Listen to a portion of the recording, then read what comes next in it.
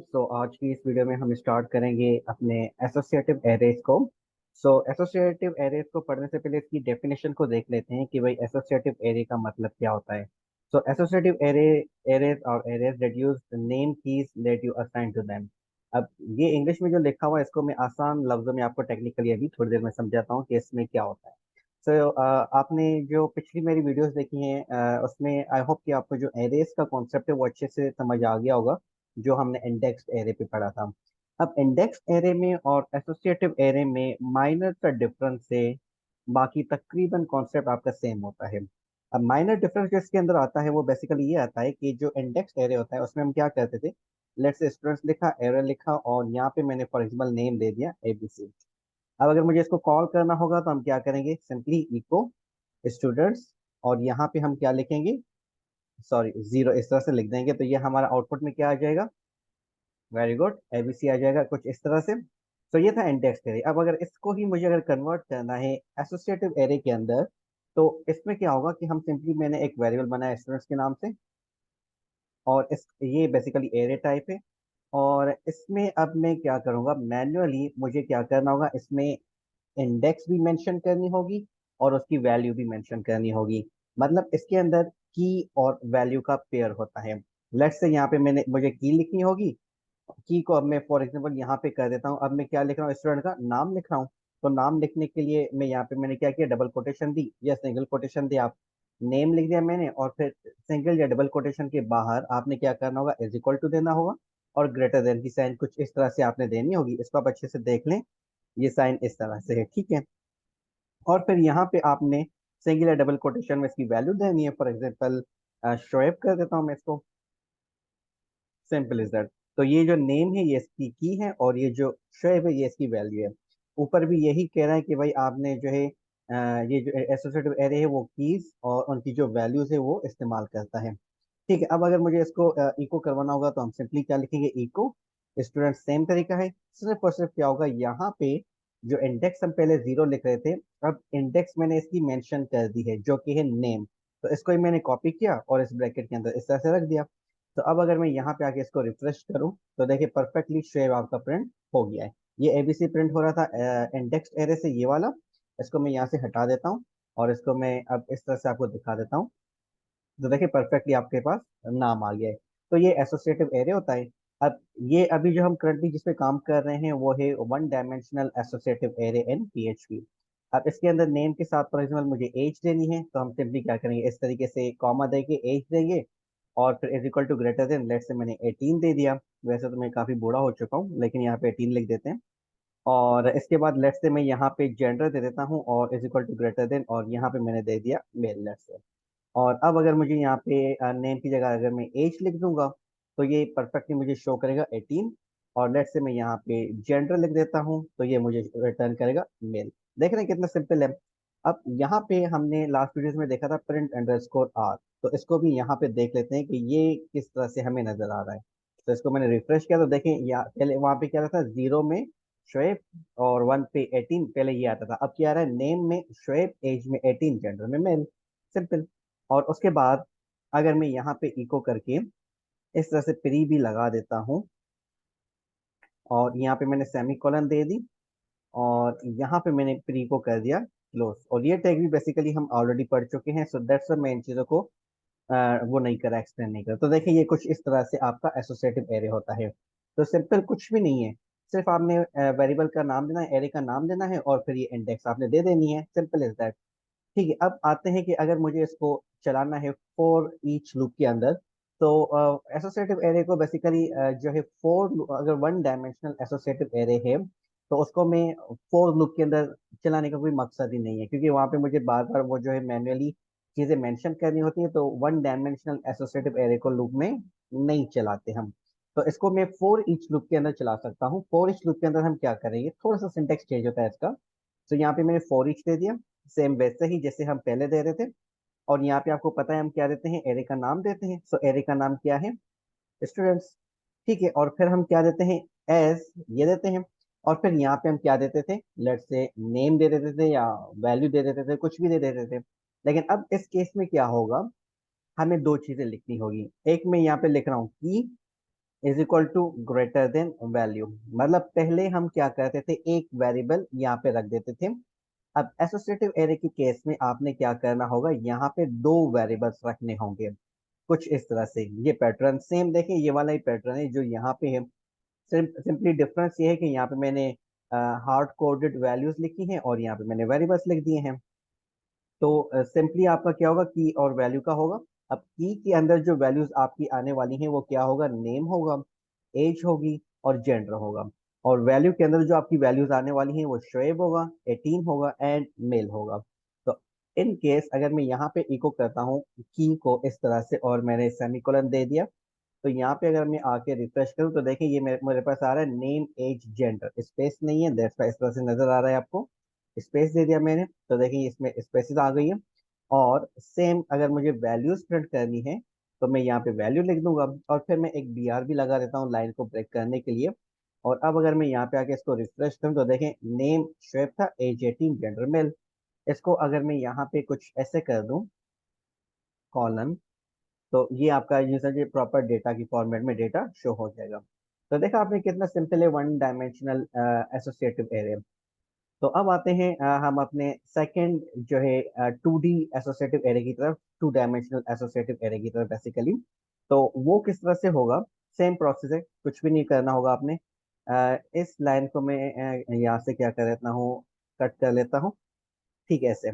और यहाँ पे अब हम क्या कर रहे हैं कि एक एरे बनाएंगे और उसके अंदर अगर दूसरा एरे आपका आ गया तो वो बेसिकली क्या होता है, टू डायमेंशनल एरे हो गया। मतलब एरे के अंदर एरे आ गया वो क्या होता है, टू डायमेंशनल एरे होता है।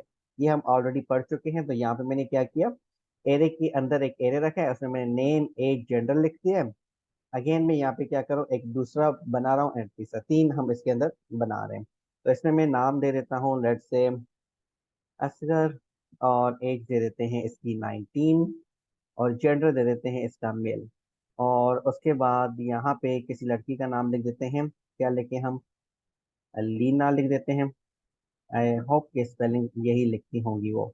एज इनकी हम लिख देते हैं 17, जेंडर कर देते हैं फीमेल, कुछ इस तरह से। ठीक है, अब अगर मैं इसको प्री करके आपको दिखाऊं, इस लाइन को मैं इस कोड को मैं कमेंट कर रहा हूँ, ठीक है। कमेंट से ये होता है कि ये कोड आपका एग्जीक्यूट नहीं होगा, ये जो मैंने कमेंट किया ये एग्जीक्यूट नहीं होगा, ठीक है। इसको मैंने सेव किया और यहाँ पे आके मैंने इसको रिफ्रेश किया, तो अब आप देखें एसोसिएटिव एरे आपका कुछ इस तरह से आ रहा है। आपको पता है कि जब भी हम टू डायमेंशनल एरेज पे काम करते हैं तो हम क्या करते हैं, इस तरह से स्टूडेंट्स मतलब कि इको लिखते हैं और स्टूडेंट्स लिखा जो भी एरे का नाम है, फिर यहाँ पे दो ब्रैकेट्स आती हैं।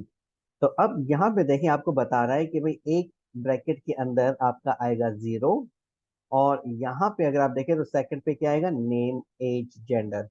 और फिर अगर आपने यहाँ से इस वाली एरे में से कोई चीज़ अगर प्रिंट करवानी है तो फर्स्ट इंडेक्स में आप, फर्स्ट ब्रैकेट में आप 1 लिखेंगे और फिर इन तीनों में से कोई भी लिख देंगे। सेम तरीके से यहाँ पे होगा। सो लेट्स से कि अगर मुझे असगर को प्रिंट करवाना है तो हम यहाँ पे क्या लिखेंगे, 1 आएगा और फिर नेम आ जाएगा आपका। तो यहाँ पे हम क्या करते हैं 1, और यहाँ पे मैंने सिंगल कोटेशन के अंदर लिख दिया नेम। रिफ्रेश किया तो देखिए परफेक्टली असगर आ गया है। तो अब अगर आप चाहते हैं कि भाई ये जो 0 यहाँ पे आ रहा है और 1 आ रहा है और 2 आ रहा है, इनकी जगह पे आप अपने नाम यहाँ पे कुछ भी लिखें, लेट्स से कि स्टूडेंट 1, स्टूडेंट 2, स्टूडेंट 3, इस तरह से आप चाहते हैं तो वो भी आप बेसिकली कर सकते हैं। तो वो अगर आपने करना है तो वो आप कैसे करेंगे, यहाँ पे इस एरे से पहले इस जगह पे आपने क्या करना है, सिंगल या डबल कोटेशन में आप कुछ ना कुछ नाम दे दें। स्टूडेंट 1 में इस तरह से लिख रहा हूँ, is equal to greater than मैंने कर दिया। इसको मैंने सेव किया और अब अगर मैं इसको आके यहाँ पे रिफ्रेश करूँ तो देखें यहाँ पे पहले 0 आ रहा था, अब इसकी इंडेक्स क्या हो गई है, 1 हो गई, स्टूडेंट 1, ठीक है। और दूसरी चीज अगर आप देखें तो ये वाला जो आपका आ रहा है सेकंड वाला, ऑटोमेटिकली इसको ये वाले जो ब्रैकेट है इस पे 0 असाइन हो गया है। विच मीन्स कि अगर हम ये चीज मैन्युअली नहीं करते तो PHP क्या करता है, उनको इंडेक्स जो एरे की वैल्यूज है वो ऑटोमेटिकली असाइन कर देता है। जैसे यहाँ पे पहले मैंने यहाँ पे कोई भी वैल्यू असाइन नहीं की थी तो इस कंप्लीट एरे को जो इंडेक्स मिली थी वो 0 मिली थी, और इस वाले को 1 मिली थी और इसको 2 मिली थी। अब मैंने क्या किया है कि इस वाले एरे को मैंने इंडेक्स दे दी है स्टूडेंट 1। तो अब PHP ने क्या किया, ऑटोमेटिकली इस सेकंड एरे को इसने इंडेक्स दे दी 0, और इस वाले को इंडेक्स दे दी 1। तो इस केस में अगर आप देखें तो पहले हमारा प्रिंट हो रहा था असगर और अब हमारा प्रिंट क्या हो रहा है, अलीना। रीजन रीजन ये है कि ये जो इसको जो मैंने मैन्युअली वो लिखी है, इंडेक्स लिखी है, तो उसके बाद यहाँ से वो जीरो स्टार्ट हुआ है। तो यहाँ पे पहले इसकी असगर की वैल्यू क्या थी, 1 एंड नेम था। तो अब ये क्या हो गया, जीरो हो गया है, तो 1 किसको साइन हो गया, अलीना को हो गया है। तो देखें ये ऑटोमेटिकली अलीना आ गई। तो इसमें कोई भी कंफ्यूज होने वाली बात नहीं है। इसमें यह है कि आप मैन्युअली अगर आप ऐड करना चाहें या वो करें, ऑटो जनरेटेड रखें, इट्स अप टू यू। लेकिन रिकमेंडेड ये होता है कि अगर आप एसोसिएटिव एरेज पे काम कर रहे हैं तो ये चीज करने की जरूरत हमें नहीं होती, ये खामखा आपकी चीजों को कॉम्प्लिकेशंस में लेके जाता है। लेकिन इफ इन केस कि अगर आपको कहीं पे जरूरत पड़ जाए तो अब आपने सीख लिया है कि इसको आप कैसे इस्तेमाल कर सकते हैं। ठीक है, अब अगर मुझे इस शेप को प्रिंट करवाना है तो मैं यहाँ पे जीरो नहीं लिखूंगा। अगर मैं जीरो लिखूंगा तो क्या प्रिंट होगा, एस्टर होगा। तो मुझे यहाँ पे क्या करना है, स्टूडेंट 1 को इस तरह से रखना है और नेम रखा। यहाँ पे रिफ्रेश किया तो देखिए शेप परफेक्टली आ गया मेरे पास, ठीक हो गया। तो इस तरीके से आप इसके अंदर अपनी मैन्युअली भी इंडेक्सेस लगा सकते हैं हर एरे के ऊपर। ओके, अब आते हैं कि अगर मुझे इसको प्रिंट करवाना है किसी लूप के अंदर तो वो हम कैसे करेंगे। इसको मैंने कमेंट कर दिया है और इसको मैं वापस अनकमेंट कर रहा हूँ। अनकमेंट के लिए क्या करते हैं, सिलेक्ट किया, कंट्रोल एंड स्लैश मैंने प्रेस किया तो ये देखिए अनकमेंट हो गया। अब यहाँ पे क्या करना है हमें, आपको पता है कि ये 2 डायमेंशनल एरे है, तो हम ऑलरेडी पढ़ चुके हैं कि जब भी 2 डायमेंशनल एरे होगा तो फॉर ईच लूप हम ट्वाइस इस्तेमाल करते हैं, मतलब नेस्टेड फॉर ईच लूप इस्तेमाल करते हैं, फॉर ईच के अंदर फॉर ईच। तो यहाँ पे अब क्या होगा, इसको मैंने कर दिया, इस तरह से मिटा दिया। अब देखते हैं कि की के अंदर क्या वैल्यू आ रही है और वैल्यू के अंदर क्या वैल्यू आ रही है। तो यहाँ पे मैंने इको किया की को, ठीक है, इसको मैंने सेव किया और यहाँ पे आके इसको रिफ्रेश करते हैं तो देखें इनके पास क्या वैल्यू आ गई है, 0 1 2 आ गई है। दैट मीन्स कि ये कोई ना कोई वैल्यू है, इंटीजर वैल्यू है। इंटीजर वैल्यू को मैं फॉर ईच लूप के अंदर नहीं रख सकता। और अब अगर मैं यहाँ पे लिख देता हूँ वैल्यू, और ये बेसिकली मैं चेक कर रहा हूँ कि इन दोनों में से कौन सा जो वेरिएबल है वो मेरा एरे है, ताकि मैं उसको फॉर ईच लूप के अंदर रख सकूं। तो यहाँ पे मैंने रिफ्रेश किया तो देखिए यहाँ पे आपके पास आ गया एरे टू स्ट्रिंग कन्वर्जन। तो दैट मीन्स के वैल्यू जो आपका आ रहा है वो बेसिकली क्या है, वो एक एरे है। तो अब हमें एरे मिल चुका है, वो क्या है, वैल्यू है। तो अब मैं जो सेकंड अपना फॉर ईच लूप चलाऊंगा वो फॉर ईच लूप जो चलाऊंगा वो वैल्यू के ऊपर चलाऊंगा। कुछ इस तरह से फॉर ईच लिखा मैंने और ये मैंने वैल्यू लिख दिया एस, और यहाँ पे भी फिर आपने दो वेरिएबल्स लिखने होंगे। मैं यहाँ पे कर देता हूँ की 2 और यहाँ पे मैं कर देता हूँ वैल्यू 2, कुछ इस तरह से। अब अगर मैं इको करूँ यहाँ पे की 2 को तो आप देखें क्या आएगा, अब हमारे पास आपके पास आना चाहिए नेम एज जेंडर, ठीक है। तो यहाँ पे अगर मैं इसको इस तरह से रिफ्रेश करूँ तो देखिए नेम एज जेंडर, ये एक जो स्टूडेंट का आ गया, फिर यहाँ से लेके यहाँ तक दूसरे का और फिर तीसरे का, ठीक हो गया। इसको मैं थोड़ी सी स्पेस से दे रहा हूँ और कॉलन लगा दिया और यहाँ पे मैं लिख देता हूँ वैल्यू 2 और फिर हम लगा देते हैं बी आर, कुछ इस तरह से। तो अब अगर मैं यहाँ पे इसको रिफ्रेश करूँ तो आप देखें कंप्लीट जो डेटा है वो मेरे पास आ चुका है। अब यहाँ पे मुझे पक्का यकीन है कि आपको ये सवाल होगा कि फॉर ईच के साथ अगर मुझे इसको फॉर लूप में चलाना हुआ तो हम इसको कैसे चलाएंगे। तो ये था तरीका फॉर ईच में चलाने का 2 डायमेंशनल एसोसिएटिव एरे को। और अब अगर इसको आपने फॉर लूप के अंदर चलाना है, मैंने ये कहा था कि 1 डायमेंशनल एसोसिएटिव एरे को आप फॉर लूप में चलाने का कोई फायदा नहीं है, पर आप 2 डायमेंशनल एसोसिएटिव एरे को फॉर लूप में चला सकते हैं। कैसे चलाएंगे, तो सबसे पहले आपने क्या करना है, टोटल स्टूडेंट्स मैंने यहाँ पे फाइंड कर लिए, काउंट, और यहाँ पे मैंने कर दिया स्टूडेंट्स, कुछ इस तरह से। अब यहाँ पे आपका जो कॉन्सेप्ट है फॉर लूप के अंदर ये थोड़ा सा चेंज होने वाला है। चेंज किस सेंस में होगा, मैं आपको कब से बताता हुआ आ रहा हूँ कि भाई आपने जितने डायमेंशंस के एरे होंगे उतने नेस्टेड आपका लूप होगा। तो 2 डायमेंशनल एसोसिएटिव एरे है। अगर मैं अपने पिछले कॉन्सेप्ट की तरफ जाऊं तो यहाँ पे मुझे नेस्टेड फॉर लूप लगाना चाहिए, मतलब मैं आउटर एरे की लेंथ फाइंड करूं, फिर फॉर लूप चलाऊं, फिर मैं इनर एरे की लेंथ फाइंड करूं और फिर लूप चलाऊं, ऐसे ही होता है ना।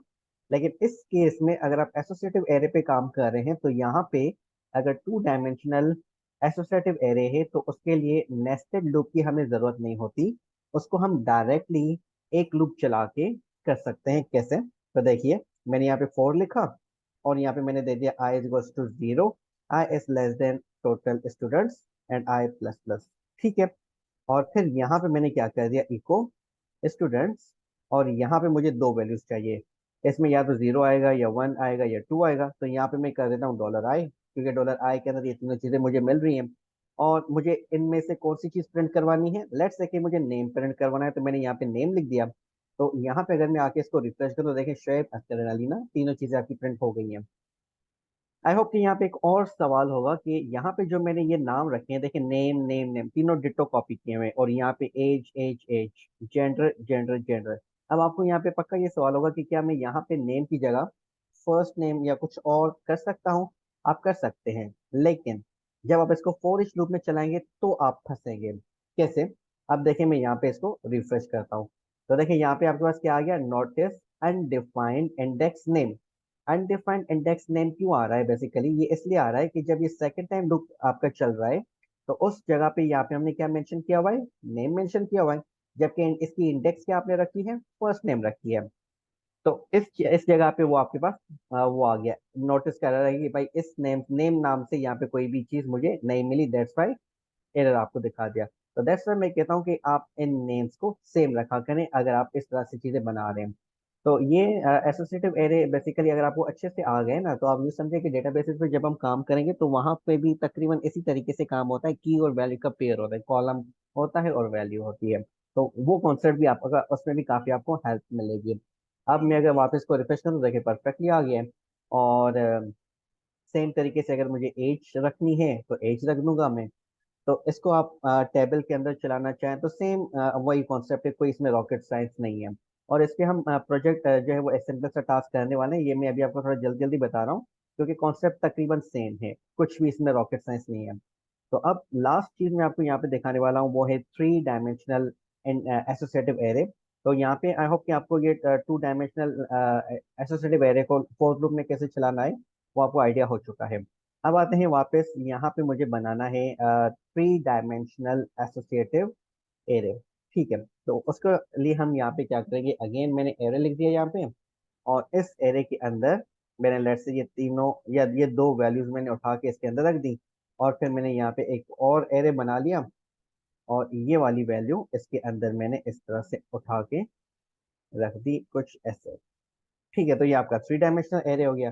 तो एरे था, एरे के अंदर दूसरा एरे है, और उसके अंदर अलग एरे आ रहे हैं। सेम तरीके से ये आपका एरे था, उसके अंदर दूसरा एरे आ गया, उसके अंदर तीसरा एरे आ गया, तो ये कन्वर्ट हो गया आपका किसके अंदर, थ्री डायमेंशनल एसोसिएटिव एरे के अंदर। तो इस लाइन को अगर मैं अनकॉमेंट करूं और इस लाइन को मैं अगर वापस कॉमेंट कर दूं, तो देखते हैं कि आउटपुट क्या आ रहा है हमारा। इसको मैंने रिफ्रेश किया, और यहाँ पे अगर आप देखें तो अब अगर मुझे शेप को प्रिंट करवाना है तो मुझे पहली ब्रैकेट में देना होगा जीरो, सेकंड में देना होगा जीरो, एंड देन यहाँ पे मुझे लिखना होगा नेम। तो zero zero name, zero one name Asghar print होगा, one zero name Alina print होगी। क्लियर है यहाँ तक? तो इस चीज को अगर आपने फोर ईच लूप के अंदर फोर ईच लूप से पहले हम एक काम करते हैं कि इसको मैं अ, उसमें चला के देखता हूँ, किसके अंदर, फोर लूप के अंदर चला के इसको देखते हैं। तो यहाँ पे हमारे पास टोटल स्टूडेंट्स आ गए, इसको मैं कर देता हूँ आउटर एरे लेंथ। इस तरह से आउटर एरे लेंथ स्टूडेंट्स मैंने रख दिया। और फिर यहाँ पे मुझे क्या करना होगा, मिडिल एरे लेंथ, नाम कुछ भी रखें, इट डज नॉट मैटर। और यहाँ पे मुझे क्या करना होगा, स्टूडेंट्स, और डॉलर आई मैंने इस तरह से लिख दिया। ठीक है, और यहाँ पे मुझे अब क्या करना होगा, दूसरा जो है लूप चलाना होगा, for dollar J is equal to zero, dollar J is less than middle array length dollar J plus plus. और फिर इस चीज को मैं वापस यहाँ से उठा के यहाँ पे रख देता हूँ। और अब अगर मैं यहाँ पे आके इसको रिफ्रेश करूँ तो देखते हैं आउटपुट में क्या आ रहा है।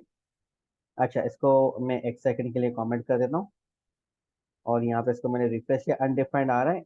वो मैं आपको दिखाता हूँ क्यों आ रहा है, वो इसके आ रहा है, आउटर एरे लेंथ आपका यहाँ पे आ जाएगा। और दूसरी चीज ये कि अब हम काम कर रहे हैं थ्री डायमेंशनल एरे पे, तो यहाँ पे तीन ब्रैकेट्स आपकी आनी है।